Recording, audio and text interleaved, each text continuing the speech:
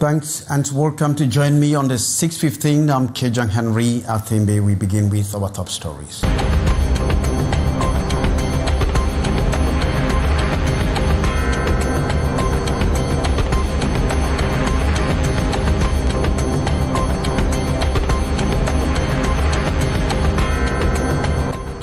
Ghastly accident claims 2 lives in Kongsamba in the Mongo division after a truck lost control on high speed rammed on 3 oncoming vehicles.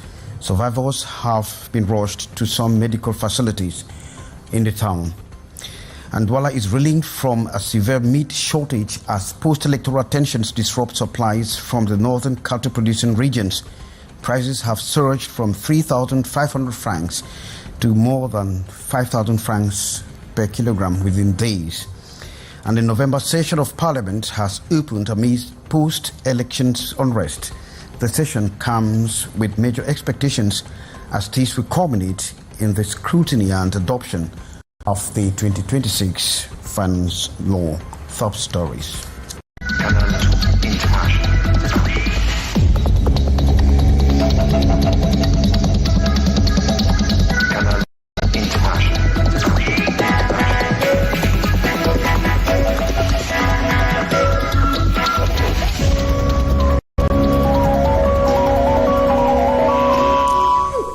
You can check us on our respective platforms on Canal International for consultation. We begin from Kongsamba, where a ghastly accident has actually claimed 2 lives in the Mongo division. And of course, this is as a result of a truck that was on high speed that actually lost control and rammed on 3 oncoming vehicles. Many people are reported to have been injured, while those injured are presently in some medical facilities in the town. Morindi reports. Among the victims of 29-year-old Stewart Jothel Mariette, a seamstress by profession, she died instantly at the scene. She was a passenger on the motorbike involved in the crash. The motorbike rider also lost his life. The driver of the vehicle involved reportedly died, as well as several other injured individuals were rushed to various nearby health facilities for emergency care. According to eyewitnesses, the accident was caused by the driver of an Inimoc vehicle which lost control at high speeds, resulting in a violent impact that also damaged 3 other vehicles, including 2 Toyota cars and a simple pickup. While the lifeless bodies were taken to a local mortuary, the injured victims are receiving treatment in hospitals across the area. Meanwhile, an investigation has been launched by law enforcement to determine the exact cause of the crash. Very unfortunate, thanks Maureen. And Douala is reeling under a severe meat shortage as post-election tensions have disrupted supplies from the northern cattle-producing regions. Prices have surged from 3,500 francs to above 5,000 francs per kilogram. And of course, this has actually kept too many households in an ordeal. Report, Maureen. One sold at 3,500 francs in Douala markets just a few days ago. Boneless meat is now sold at 5,000 francs per kilogram. A few days ago, we were buying a kilogram of boneless meat at 3,500, but today it is 5,000 francs, and that if you even see, because it is scarce in the market. Residents of Douala are grappling with a worsening meat shortage following post-electoral tensions that have affected trade routes from the northern regions of the country, the main source of cattle and beef. Elsewhere, vendors are struggling to find stock despite the soaring prices. Housewives and parents say they have been forced to cut back on meat purchases or seek alternative sources. Les coûts sont devenus élevés et j'avais prévu prendre beaucoup, mais là c'est extrêmement cher. Butchers confirmed that the ongoing instability has disrupted transport routes and halted the steady flow of livestock from Cameroon's northern regions. 95% of cow meat we have in Douala come from the northern part of the country. Obviously, the rise in price is due to the present unstable atmosphere observed there. With the post-electoral crisis, meat prices have skyrocketed, which we don't even see in the market. The meat shortage has added to the growing economic pressures in Douala, where residents are already facing higher cost of living amid political uncertainty. Many hope that the stability will soon return so that trade and daily life can resume normally. Sheriff Asala reporting there, and over in Yaoundé, frustration is mounting at Yaoundé's Mvogada market, where a deteriorating road stretch has become a daily nightmare to pedestrians as well as car owners. The potholes force motorists to actually make U-turn when they are unable to navigate through the deep potholes. Ate Bonaventure reports that there is an urgent need for that road stretch to be rehabilitated. Ça nous a dépassé. Le rôle de super-maire de Yaoundé, c'est quoi? Les mairies d'arrondissement font quoi? An uneasy ride at the entrance to the Mvogada market in Yaoundé. No car passes here without getting a scratch. What used to be a busy access road is now almost impassable. C'est catastrophique ici. C'est vraiment catastrophique. Deep potholes, stagnant water and mud makes driving through here and many other parts of the nation's capital a daily ordeal. There's no possibility for us to walk. We don't have anything, any return, any profit. We are just pleading that people should try and send this thing all over the place so that they can try and repair, even ordinary soil. More than 80% of the roads in Yaoundé are bad. Market vendors complain that customers now avoid the area altogether, cutting into their sales. Users are looking up to authorities for urgent repair of the road that is not only bad for business, but also a serious safety and health risk. And it echoes in homes, market, and even in shops. And as ghost town operations continue, Dragon families are facing deepening hardship marked by dwindling income. Maureen D makes a look. In many households across Onkam Division and the west region of Cameroon, the story is the same. Families are struggling to cope with daily survival as ghost town operations continue several days after the call was declared nationwide. Depuis que la crise a commencé, je ne travaille rien. Si je n'ai pas un travail au garage, je ne peux pas trouver de quoi nourrir mes enfants. In one home, a father sits idle beside his children. The metal fabricator by profession, he says the ghost town has forced him to stay home with no income.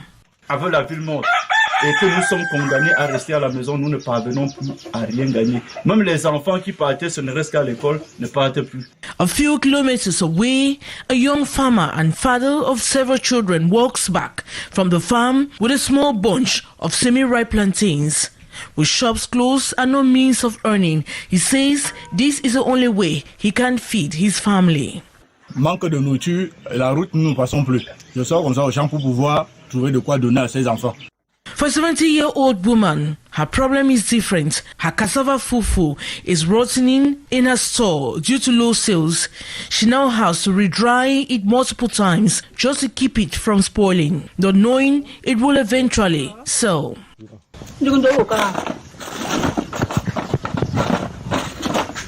For a young woman selling onions and fruit juice, the story is one of loss. She laments that her stock, especially onions, is rotting due to a lack of customers. Je fais pour me débrouiller aussi avec rien ne passe. Voilà les oignons, on n'achète pas, c'est en train de pourrir tous les jours, ça pourrit.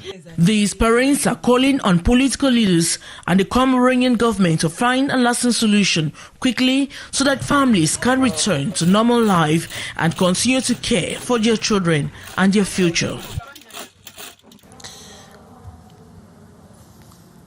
And in the Adamawa, region boundaries walking in a fine line between resistance and calm. As the ghost town core persists, businesses remain shorted as well as school attendance very low. Maureen reports. Shops and commercial centers closed, transit trucks packed in neat lines, and empty travel agencies with buses stations. These are a few snapshots from the city of Gandhari, November 3, following the national ghost town call issued last week. The traffic flow on the main roads may seem normal at a glance, but beneath the surface, Gandhari presents a mixed reality. Banks and administrative offices remain open, while schools operate with unusually slow. As the central link between southern and northern Cameroon and a key transit hub on the Douala-Jamina corridor, Gandhari is closely feeling the weight of the slowdown. Certain socio-political groups are already feeling the weight of the slowdown. Certain socio-political groups are already de dialoguer pour trouver un compromis. And normal life slowly returns across the... Despite reports of a proposed 3-day shutdown, most people in the southwest region of Cameroon chose to prioritize their livelihoods. Most people in the southwest region of Cameroon chose to prioritize. In Buea, the regional capital, the flow of traffic and the burst of commerce signaled a return to normalcy, with many expressing relief that the day of shutdown had passed peacefully.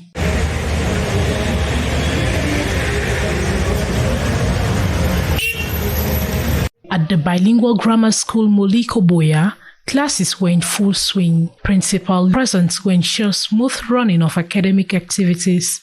Students and teachers alike appeared eager to continue with lessons, demonstrating the school's commitment to maintaining high educational standards despite the region's periodic disruptions. In school, teachers also in school, life is going on normally. The day's image contrasted sharply with Monday's deserted streets, underscoring the population's determination to move from the glass house.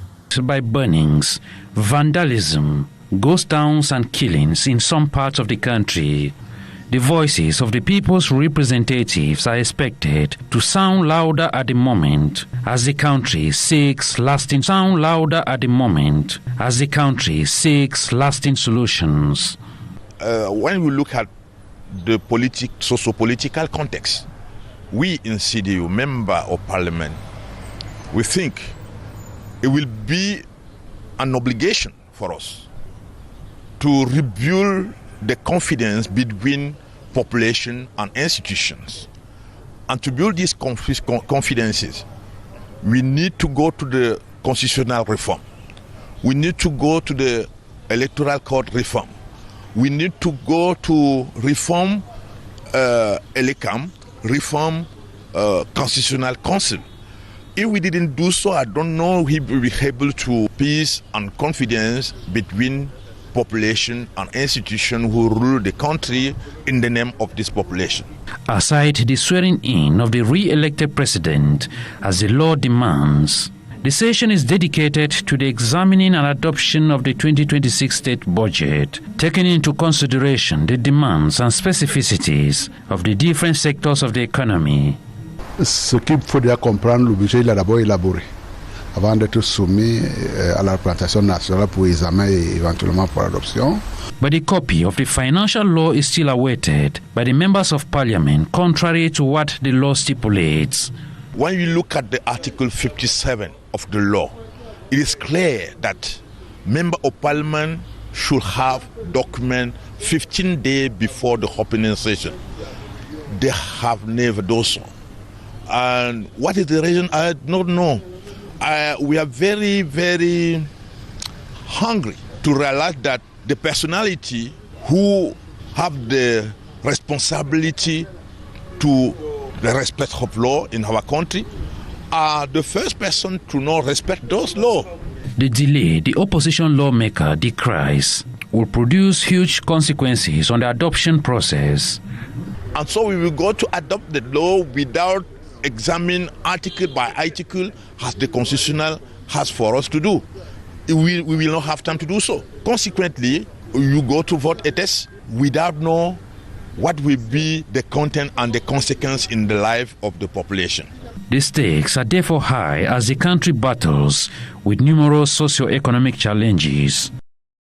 And we stay in Yaoundé, where the trial over the assassination of journalist Martinez Zogo continues this Tuesday at the military tribunal, where the proceedings actually resumed on November 3 with witness testimonies. But the session was adjourned because of a review of the judicial report asked by the defendants. And so after a visit to Amplitude FM, the trial continues. Beatrice Ngamo. Carry on with the Martinez Zogo case at the Yaoundé Military Court Tuesday, November 4. Yesterday, the case did not see the expected progress. The main questioning by government commissioner or presiding judge was stalled. His witness, Shali Eme Chuemu, could not be heard due to a dispute over the report from the judicial visit to Amplitude FM, ordered by the court and conducted last October 14. Il estime qu'il pourrait avoir une corrélation entre. They thought there would have been a correlation between the program that day and the incident that followed, the kidnapping and eventual assassination of Martinez Zogo too. It seems the court didn't provide the minutes earlier, so the parties thought they needed some time to read it and see if everything observed on site was documented in it. Before the court, the presiding judge revealed that Barrister Asira has sent him a letter dated October 16, requesting an extension of the judicial visit carried out on October 14. According to Barrister Asira, such extension